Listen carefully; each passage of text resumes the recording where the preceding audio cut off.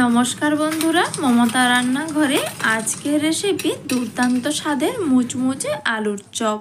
বন্ধুরা, এই চপ সন্ধেবেলা মুড়ির সাথে খেতে কিন্তু দারুণ লাগে। একদম মুচমুচে দোকানের মতন চপ আপনি বাড়িতেই বানিয়ে ফেলতে পারবেন।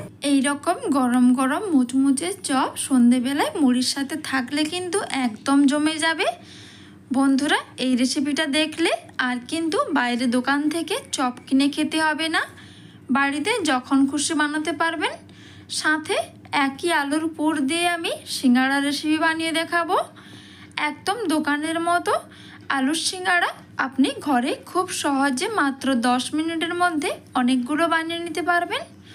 প্রথমে আমি আলুর চপের রেসিপিটা বানাবো। তার জন্য প্রথমে 2 কাপ পরিমাণ বেসন নিয়ে নিলাম।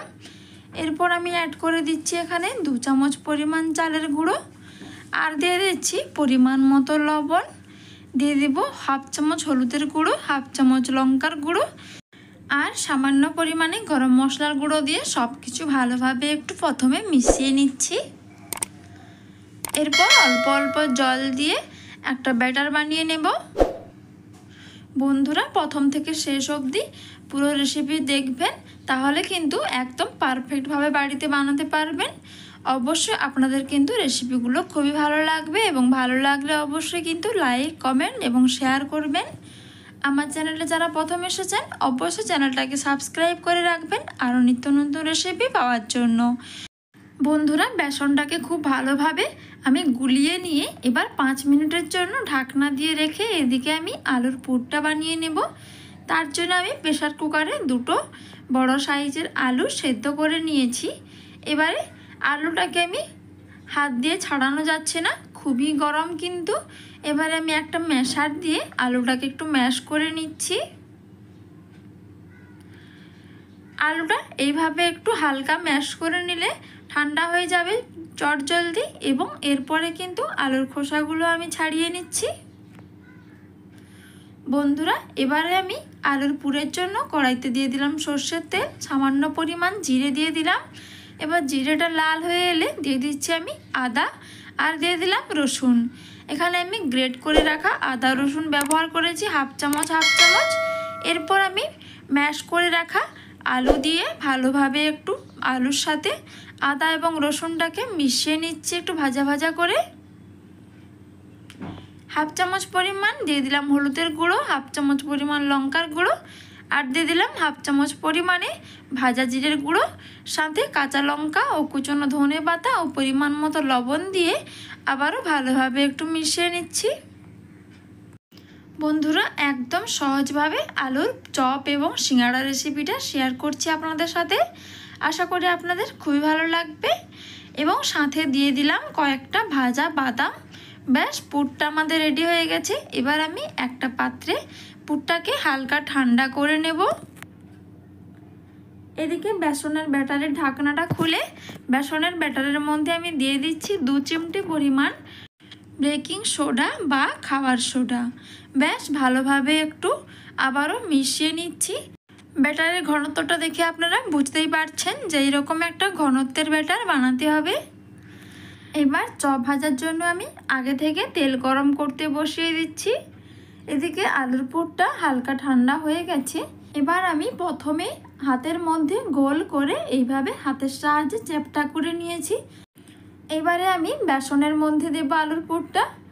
বেসনের মধ্যে দিয়ে 2 পিঠ কিন্তু খুব ভালোভাবে বেসনটাকে লাগিয়ে নিতে হবে। আমি ঠিক যেইভাবে করছি এইভাবেই করবেন। এইভাবে হাতের মধ্যে নিয়ে বেসন এক্সট্রাটাকে বাটির মধ্যে মুছে নিয়ে তেলের মধ্যে ছেড়ে দিতে হবে। তেলটা কিন্তু অবশ্যই খুব ভালোভাবে প্রথমে গরম করে নেবেন। দেখুন বন্ধুরা, এক সাইড হয়ে গেছে। এবার আমি উল্টে নিলাম। আবারও একটা আমি এক সাইডে দিয়ে দিলাম। একসাথে আমি 3টে ভেজে নেব। উল্টে পাল্টে মিডিয়াম আঁচে একটু মচমচে করে ভেজে নিতে হবে। যখনই দেখবেন এরকম একটা লালচে কালার চলে এসছে, তখনই ভাববেন চপটা কিন্তু আমার রেডি হয়ে গেছে। দেখুন বন্ধুরা, কত সুন্দর মচমচে হয়েছে এবং দারুণ সুন্দর একটা কালার এসেছে। আশা করি আপনাদের খুব সহজভাবে দেখাতে পেরেছি। সবগুলোই ভাবে ভেজে নিলাম। আওয়াজ শুনে আপনারা নিশ্চয়ই বুঝতে পারছেন যে কতটা মুচমুচে হবে এই আলুর চপটা খেতে। এইরকম চপ থাকলে কিন্তু সন্ধ্যেটা একদমই জমে যাবে। কত সহজভাবে এরকম বাড়িতেই দোকানের মতো মুচমুচে চপ বানানো যায়। পুরো রেসিপিটা আপনারা দেখে নিলেন তো, দেখুন ভেতরটা কতটা সুন্দর হয়েছে। এবার আমি ওই একই আলুর পুর দিয়ে সিঙ্গাড়া রেসিপি আপনাদেরকে বানিয়ে দেখাবো। আপনারা প্রথম থেকে শেষ অবধি দেখুন, আশা করি আপনাদের এই রেসিপিটি দেখে খুবই উপকারে আসবে। প্রথমে আমি এখানে 250 গ্রাম ময়দা নিয়েছি, দিয়ে দিলাম সামান্য পরিমাণের লবণ, 1 চামচ পরিমাণ চিনির গুঁড়ো, 2 টেবিল চামচ পরিমাণ সাদা তেল। এবারে সব কিছু ভালোভাবে হাত দিয়ে মিশিয়ে নিয়ে সামান্য পরিমাণে কালো জিরে দিয়ে দিলাম। এরপর অল্প অল্প জল দিয়ে একটা ডো বানিয়ে নেব।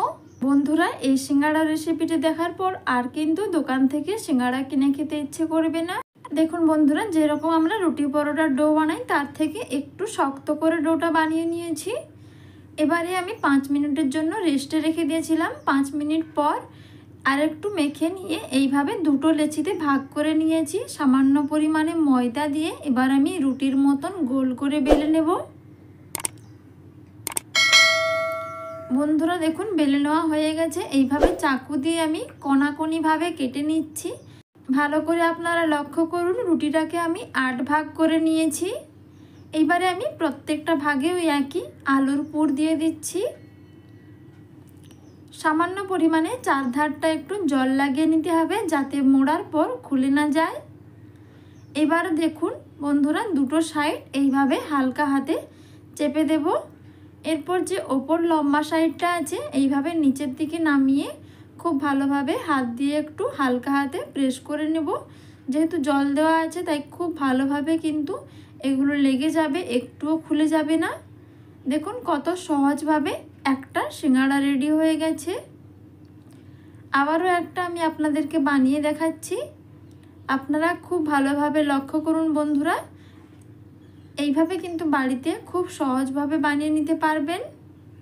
দেখুন আবারও একটা বানিয়ে নেওয়া হয়ে গেল। একইভাবে আমি সবগুলো বানিয়ে নিয়েছি। এবার আমি ভেজে নেব। আগে থেকে আমি কড়াইতে তেলটা গরম করে রেখেছি। তেলটা মিডিয়াম গরম করতে হবে। এইভাবে সিঙ্গাড়াগুলো দিয়ে এক সাইড হয়ে গেলে এবার উল্টে নিচ্ছি। বন্ধুরা অবশ্যই কিন্তু সিঙ্গাড়াটা ভাজার সময় মিডিয়াম আঁচে ভেজে নিতে হবে। এইভাবে উল্টে পাল্টে দেখুন এরকম একটা লালচে কালার চলে এসেছে। এইবারে আমি এগুলোকে তেল থেকে ছেঁকে নেব। দেখুন বন্ধুরা কত সুন্দর একটা কালার হয়েছে। এবারে আমি একইভাবে বাকিগুলোও ভেজে নেব। কোন রেসিপিটা আপনার সব থেকে ভালো লেগেছে কমেন্ট করে জানাবেন।